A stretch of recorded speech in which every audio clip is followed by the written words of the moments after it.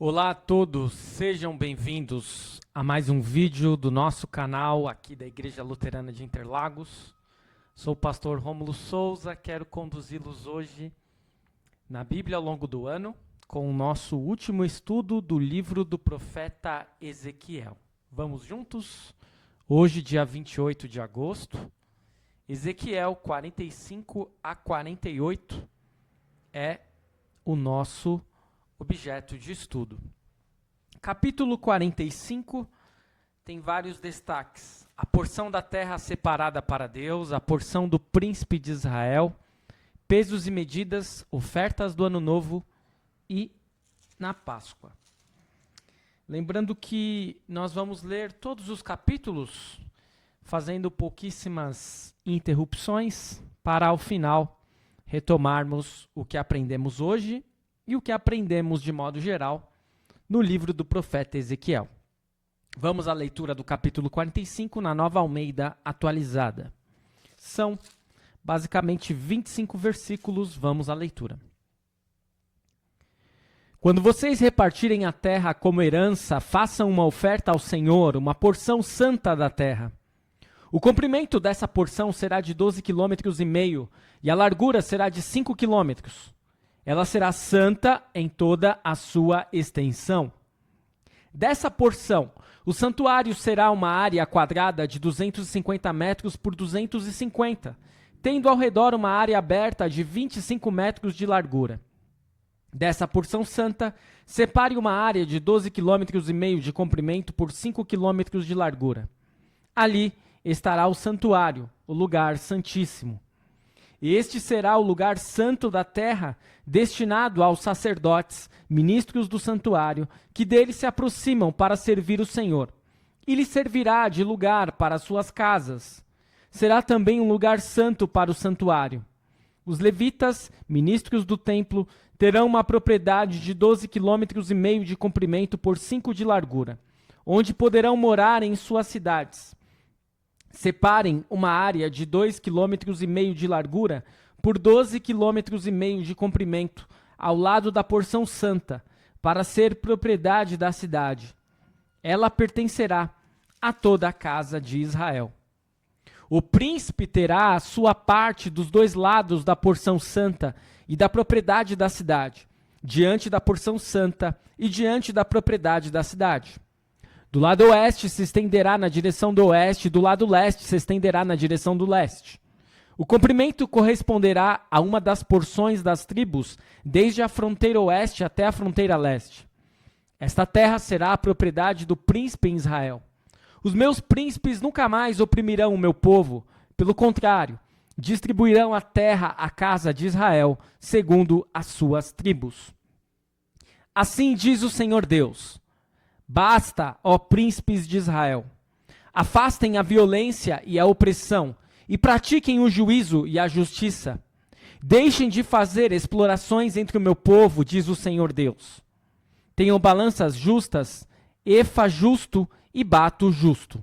O efa para medir cereais e o bato para medir líquidos serão da mesma capacidade, de maneira que o bato contém a 10ª parte do homer e o efa contém a 10ª parte do homer. O homer será a medida padrão. O ciclo será de 20 geras. Uma mina será igual a 20 ciclos, mais 25 ciclos, mais 15 ciclos. Esta será a oferta que vocês farão: a 6ª parte de um efa de cada homer de trigo e a 6ª parte de um efa de cada homer de cevada. A porção determinada de azeite será a 10ª parte de um bato de cada coro de azeite. Um coro, como o homer, tem 10 batos. De cada rebanho de 200 cabeças, um cordeiro deverá ser tirado dos pastos ricos de Israel, para oferta de cereais, para holocausto e para sacrifício pacífico, para que façam expiação pelo povo, diz o Senhor Deus. Todo o povo da terra fará contribuição para esta oferta ao príncipe em Israel. Estarão a cargo do príncipe os holocaustos, as ofertas de cereais e as libações nas festas da lua nova e nos sábados, em todas as festas fixas da casa de Israel, Ele mesmo proverá a oferta pelo pecado, a oferta de cereais, o holocausto e os sacrifícios pacíficos para fazer expiação pela casa de Israel. Nós podemos lembrar, né, parando um pouco aqui, já que surgiram alguns nomes diferentes, que o homer é uma medida de volume igual a 175 litros. Assim, o efa e o bato valiam 17,5 litros. Um ciclo equivale a cerca de 11,5 gramas. O que nós podemos destacar até aqui é que se Deus faz tudo corretamente, conforme as medidas corretas, de tudo aquilo que é utilizado dentro do templo e todas as medidas do templo, ele também exige que os pesos e as medidas daquilo que é separado para Deus também esteja dentro do padrão. Retomando então com as ofertas do Ano Novo, a partir do versículo 18, nós lemos o seguinte: Assim diz o Senhor Deus: no primeiro mês, no primeiro dia do mês, você pegará um novilho sem defeito e fará a purificação do santuário. O sacerdote pegará um pouco do sangue e o porá nos batentes do templo, nos 4 cantos da borda do altar e nos batentes do portão do átrio interior. Faça o mesmo no 7º dia do mês, por causa dos que pecam sem intenção ou por ignorância. Assim vocês farão expiação pelo templo. No primeiro mês, no dia 14 do mês, vocês terão a Páscoa, festa de 7 dias, em que comerão pães sem fermento. O príncipe, no mesmo dia, por si e por todo o povo da terra, proverá um novilho para oferta pelo pecado. Nos 7 dias da festa, ele preparará um holocausto ao Senhor. 7 novilhos e 7 carneiros sem defeito, cada dia durante os 7 dias, e um bode cada dia como oferta pelo pecado. Também preparará uma oferta de cereais, 17 litros e meio para cada novilho e para cada carneiro, e 3 litros e meio de azeite. No dia 15 do 7º mês e durante os 7 dias da festa fará o mesmo, a mesma oferta pelo pecado, o mesmo holocausto, a mesma oferta e a mesma porção de azeite.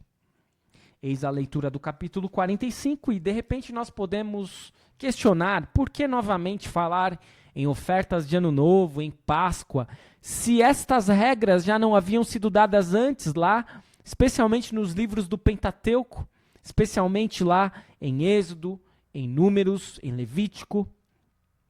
O que ocorre é que o povo estava no cativeiro babilônico.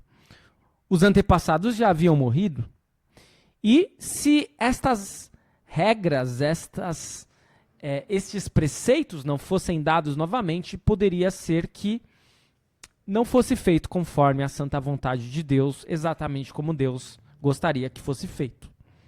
Vamos ao capítulo 46, onde nós temos 3 destaques: nos sábados e festas da lua nova, instruções referentes às ofertas, às cozinhas do templo. Vamos à leitura dos 24 versículos. E diz assim, o versículo 1 do capítulo 46. Assim diz o Senhor Deus: o portão do átrio interior que dá para o leste estará fechado durante os 6 dias de trabalho, mas será aberto no sábado e também na festa da lua nova. O príncipe entrará de fora pelo vestíbulo do portão e permanecerá junto ao batente do portão. Os sacerdotes prepararão o holocausto dele e os seus sacrifícios pacíficos. Ele se prostrará no limiar do portão e sairá. Mas o portão não será fechado até a tarde. O povo da terra adorará na entrada do mesmo portão, nos sábados e nas festas da lua nova, diante do Senhor. O holocausto que o príncipe oferecerá ao Senhor será, no dia de sábado, 6 cordeiros sem defeito e 1 carneiro sem defeito. A oferta de cereais será de 17 litros e meio para cada carneiro. Para cada cordeiro, a oferta de cereais será o que ele puder dar. E para cada medida de cereais, 3 litros e meio de azeite. Mas na festa da lua nova será um novilho sem defeito e 6 cordeiros e 1 carneiro. Eles serão sem defeito. Preparará por oferta de cereais 17 litros e meio para cada novilho e 17 litros e meio para cada carneiro.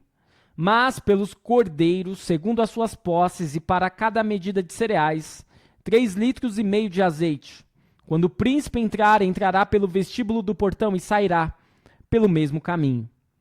Mas quando o povo da terra comparecer diante do Senhor nas festas fixas, aquele que entrar pelo portão do norte para adorar, sairá pelo portão do sul. E aquele que entrar pelo portão do sul, sairá pelo portão do norte. Não sairá pelo mesmo portão pelo qual entrou, mas sairá pelo portão oposto. O príncipe estará no meio deles. Quando eles entrarem, quando eles saírem, ele sairá. Nas solenidades e nas festas fixas, a oferta de cereais será de 17 litros e meio para cada novilho e 17 litros e meio para cada carneiro. Mas pelos cordeiros será o que puder dar. E para cada medida de cereais, 3 litros e meio de azeite. Quando o príncipe quiser oferecer um holocausto ou sacrifícios pacíficos como oferta voluntária ao Senhor, então lhe abrirão um portão que dá para o leste, e ele oferecerá o seu holocausto e os seus sacrifícios pacíficos, como costuma fazer no dia de sábado. Ele sairá, e o portão será fechado depois que ele sair. Prepare um cordeiro de 1 ano sem defeito em holocausto ao Senhor, cada dia. Esta oferta deverá ser feita todas as manhãs, juntamente com ele. Prepare todas as manhãs uma oferta de cereais para o Senhor, 3 litros de farinha e para misturar com ela 1 litro de azeite. Isto é estatuto perpétuo e contínuo. Assim prepararão o cordeiro, a oferta de cereais e o azeite todas as manhãs em holocausto contínuo. Assim diz o Senhor Deus: se o príncipe der um presente de sua herança a um dos seus filhos, ele pertencerá aos filhos, será a propriedade deles por herança. Mas, se ele der um presente da sua herança a um dos seus servos, isso será dele até o ano da liberdade, quando voltará a ser do príncipe. Porque aos seus filhos, e somente a eles, pertencerá a herança. O príncipe não tomará nada da herança do povo, expulsando-os das suas propriedades. Da sua própria propriedade deixará a herança aos seus filhos, para que o meu povo não seja espalhado, cada um para longe da sua propriedade.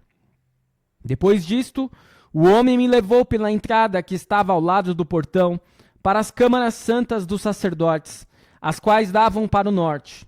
E eis que havia um lugar nos fundos para o lado oeste. Ele me disse: este é o lugar onde os sacerdotes cozinharão a oferta pela culpa e a oferta pelo pecado, e onde assarão as ofertas de cereais, para que não tragam nada para o átrio exterior, e assim santifiquem o povo. Então ele me levou para fora, para o átrio exterior, e me fez passar pelos 4 cantos do átrio, e eis que em cada canto do átrio havia outro átrio. Nos 4 cantos do átrio havia átrios pequenos, menores, de 20 metros de comprimento por 15 de largura. Os 4 tinham as mesmas dimensões.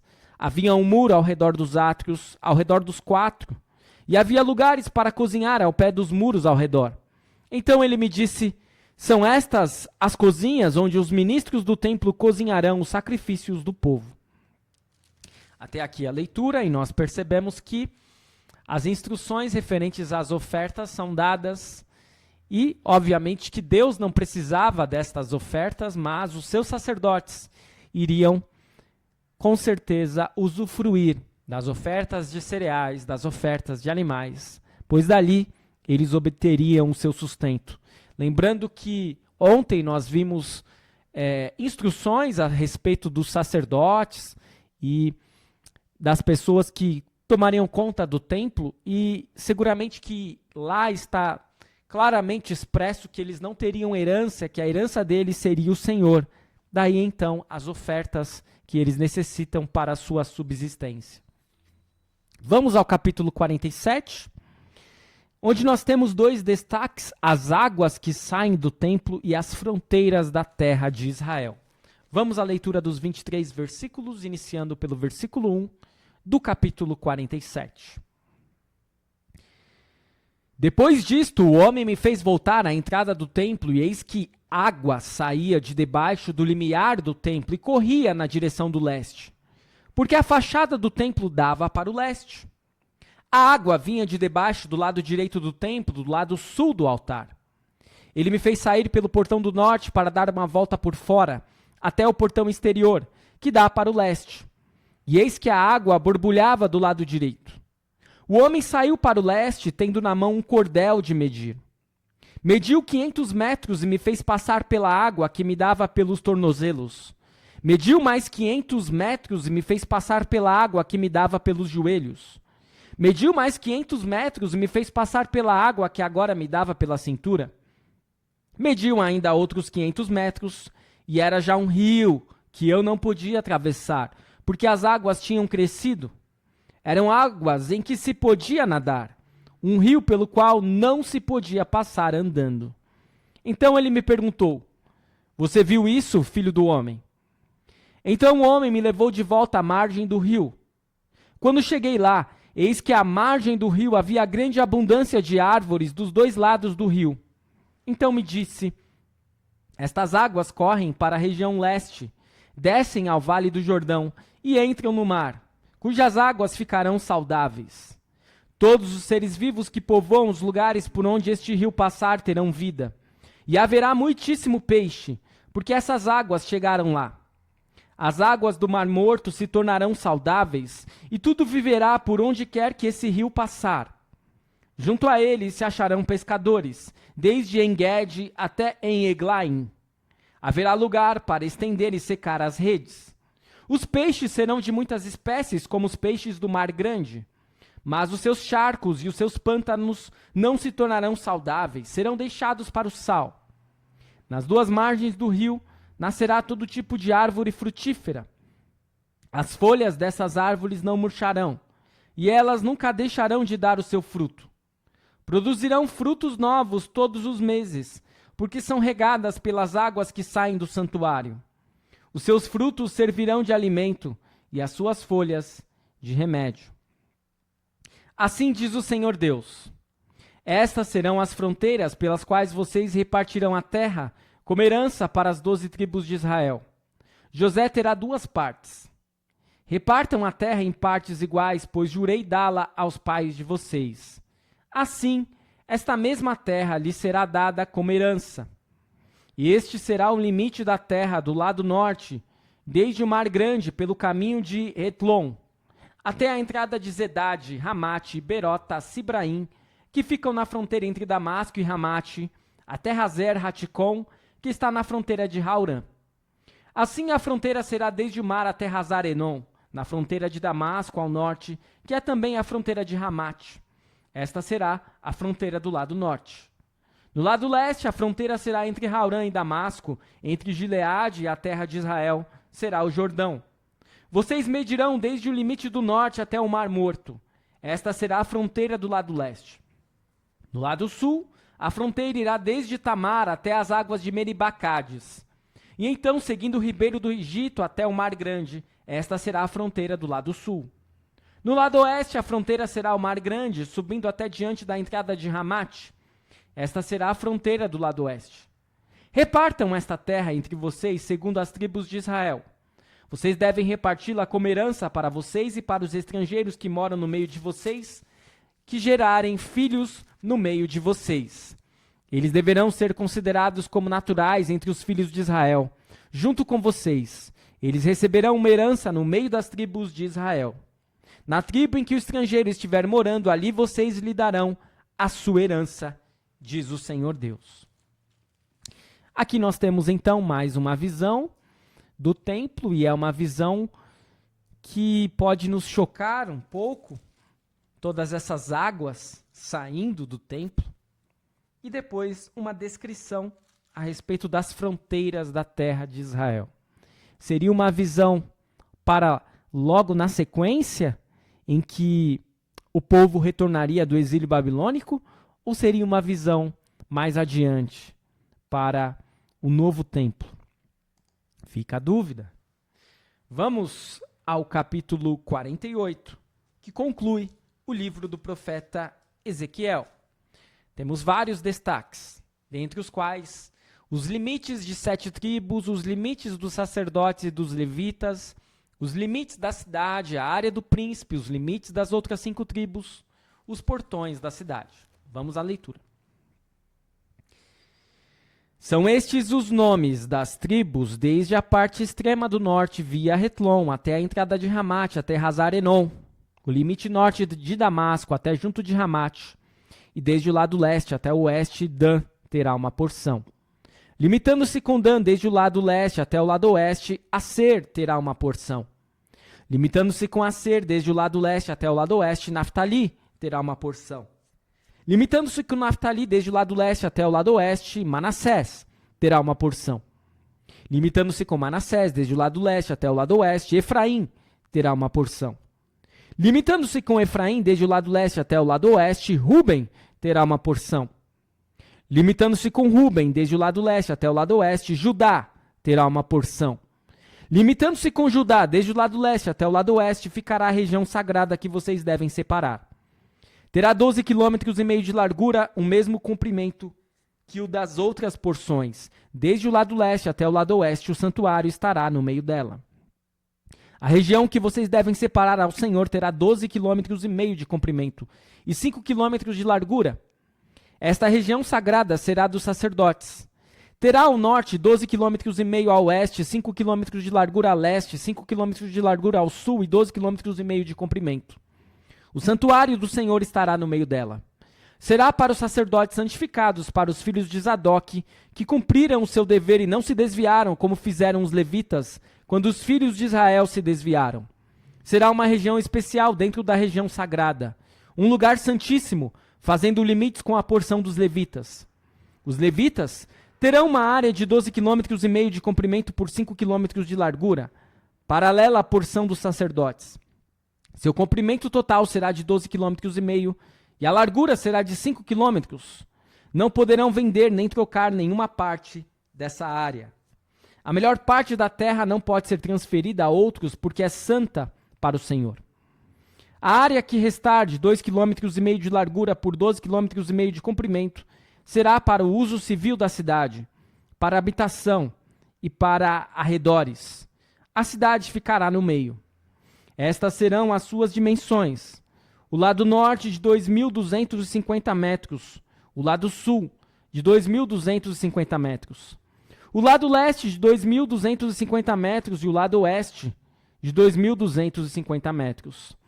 Os arredores da cidade serão ao norte de 125 metros, ao sul de 125 metros, a leste de 125 metros e a oeste de 125 metros. Quanto à área restante paralela à região sagrada, será de 5 km para o leste, de 5 km para o oeste, e o seu produto será para o sustento daqueles que trabalham na cidade. Essa parte será cultivada pelos trabalhadores da cidade, provindos de todas as tribos de Israel. A região sagrada terá 12,5 km de cada lado, formando um quadrado e incluirá a propriedade da cidade. O que restar de ambos os lados da região sagrada e da propriedade da cidade será do príncipe. Aquilo que se estende dos 12,5 km em direção do leste e também dos 12,5 km em direção oeste, paralelamente com as porções, será do príncipe. A região sagrada e o santuário do templo estarão no meio. A área que pertence aos levitas e à cidade estará no meio daquilo que pertence ao príncipe. A área entre o território de Judá e o território de Benjamim será do príncipe. Quanto ao resto das tribos, desde o lado leste até o lado oeste, Benjamim terá uma porção. Limitando-se com Benjamim desde o lado leste até o lado oeste, Simeão terá uma porção. Limitando-se com Simeão desde o lado leste até o lado oeste, Issacar terá uma porção. Limitando-se com Issacar desde o lado leste até o lado oeste, Zebulon terá uma porção. Limitando-se com Zebulon desde o lado leste até o lado oeste, Gade terá uma porção. Limitando-se com o território de Gade, ao sul, o limite será desde Tamar até as águas de Meribacades, ao longo do ribeiro do Egito até o Mar Grande. Esta é a terra que vocês repartirão, como herança para as tribos de Israel, e estas são as suas porções, diz o Senhor Deus. São estas as saídas da cidade, do lado norte, que mede 2.250 metros, 3 portões, o portão de Ruben, o de Judá e o de Levi, sendo que os portões da cidade terão os nomes das tribos de Israel. Do lado leste, 2.250 metros e 3 portões, a saber, o portão de José, o de Benjamim e o de Dan. Do lado sul, 2.250 metros e 3 portões, o portão de Simeão, o de Issacar e o de Zebulon. Do lado oeste, 2.250 metros, e os seus 3 portões, o portão de Gade, o de Aser e o de Naftali. O contorno será de 9 quilômetros, e o nome da cidade desde aquele dia será: O Senhor está ali. Talvez você pense quanta repetição, que texto difícil de nós nos concentrarmos ou de acharmos eventualmente relevante para nós hoje. Mas em muitas coisas nós podemos trazer um destaque. Pois é certo que tudo aquilo que Deus faz, Ele faz com muita perfeição. Tudo muito bem delimitado. Um outro destaque que poderíamos fazer é que não havia um combate, uma briga entre as tribos, ou pelo menos não era para existir. Porque se as porções estariam muito bem delimitadas, como que eles iriam entrar em conflitos? E novamente nós temos aquela sutil mistura de acontecimentos próximos e futuros que caracteriza os profetas. As leis, as ofertas, as festas de Êxodo e Levítico são reinstituídas, mas repentinamente no capítulo 47 aparece algo gloriosamente novo. Do templo de Deus flui um grande rio que traz vida por onde passa. É ladeado de árvores, cujo fruto servirá de alimento e cujas folhas servirão de remédio.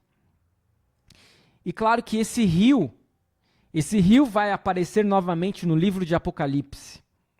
Os novos limites das 12 tribos que aparecem no final do livro são estilizados, ou seja, não são totalmente viáveis em termos geográficos. E no final aparece o nome da cidade. Não é mais Jerusalém, mas o nome da cidade é O Senhor está ali.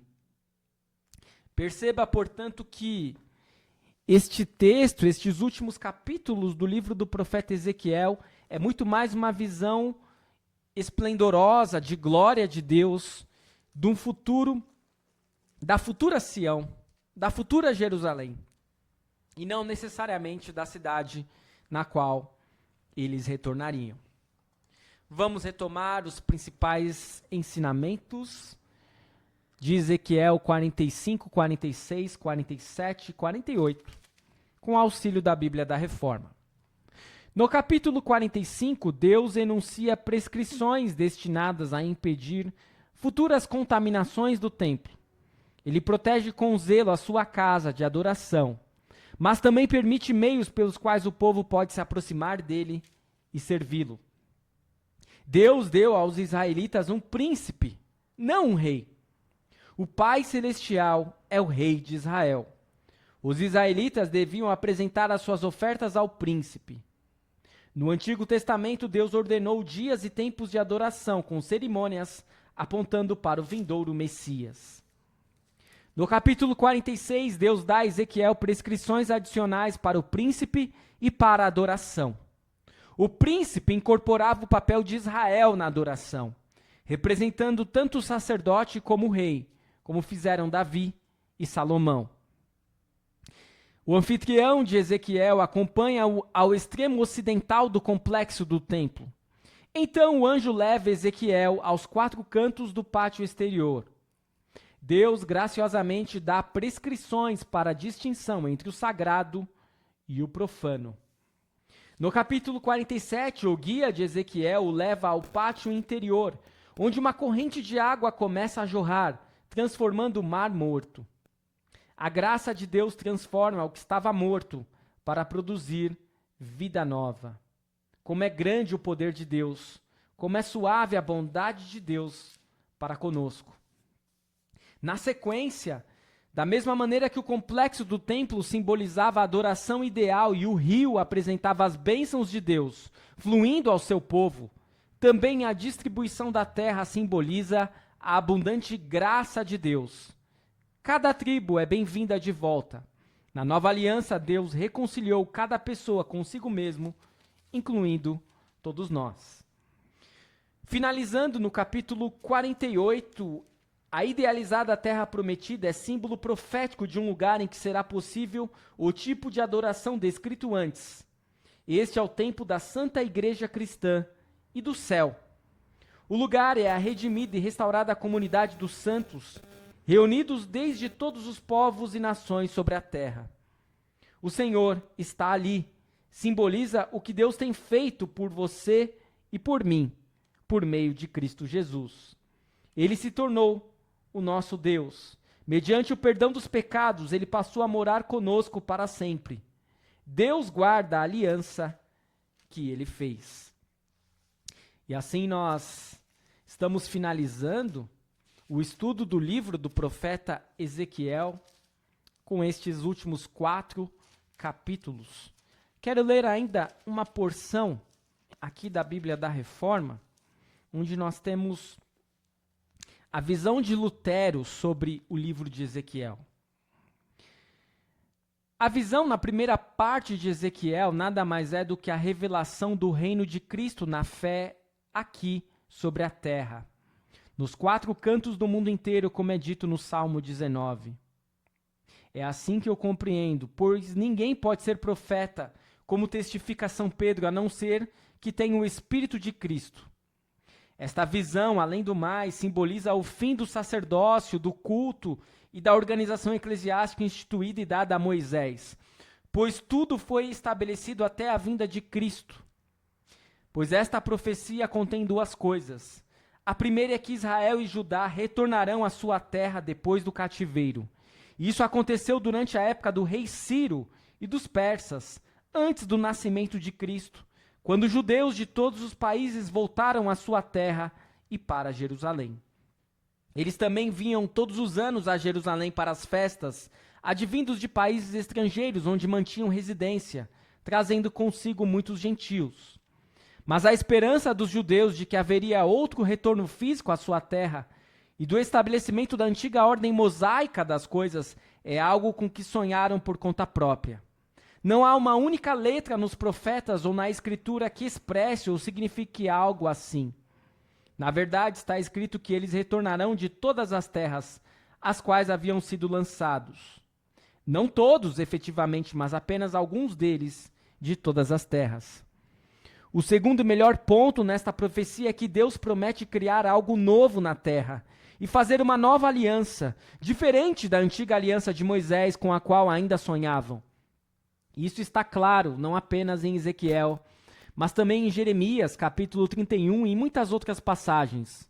Não haverá mais 2 reinos, senão um só, sob o governo do Davi que virá, e o reino dele será eterno, inclusive na mesma terra física. Também isto se cumpriu, porque quando Cristo veio e encontrou o povo de Israel e de Judá novamente reunido de todas as terras, de sorte a encher o país, ele começou algo novo, estabeleceu a prometida nova aliança. Ele não fez no lugar espiritual ou em algum outro lugar físico, mas exatamente no mesmo local físico de Canaã e na mesma Jerusalém, como fora prometido, a qual haviam sido reconduzidos de todas as terras. Estas 2 coisas Ezequiel nos ensina, quando conforta o povo a respeito do retorno da Babilônia, mas muito mais quando profetiza o novo Israel e o reino de Cristo. Esta é a sua visão da carruagem e também do templo, na última parte do livro que nós estudamos hoje. Ezequiel não diz que esta cidade será chamada Jerusalém, nem afirma que ela ficará no lugar onde Jerusalém estava situada. Ele diz será chamada Aí está Deus, ou onde o próprio Deus está. O templo não estará na cidade. Do templo fluirão muitas águas para o Mar Morto, mas isso de maneira alguma se enquadra na topografia de Israel. Ademais, as tribos e a terra de Israel estão divididas e arranjadas de forma muito diferente, de sorte que a cidade e o templo não ficarão na terra de qualquer uma das tribos. Embora Jerusalém estivesse anteriormente situada no território da tribo de Benjamim, e tudo isso e muito mais é fornecido no texto. Portanto, esta edificação de Ezequiel não deve ser compreendida como se fosse uma construção física, mas assim como a carruagem do início, também esta construção no final nada mais é do que o reino de Cristo, a Santa Igreja, ou a cristandade aqui na terra até o último dia. Sabe as palavras de Lutero a respeito do livro de Ezequiel? Um livro magnífico, um livro grandioso, de um profeta grandioso, que viveu um tempo difícil, árduo, penoso, de muito sofrimento, mas também um tempo de esperança, em que as esperanças em Deus, no retorno não apenas para Jerusalém, mas a esperança do porvir, onde não haveria mais sofrimento, onde não haveria mais cativeiro, essas esperanças são renovadas. E eu espero que as suas esperanças tenham sido renovadas com o estudo do livro do profeta Ezequiel.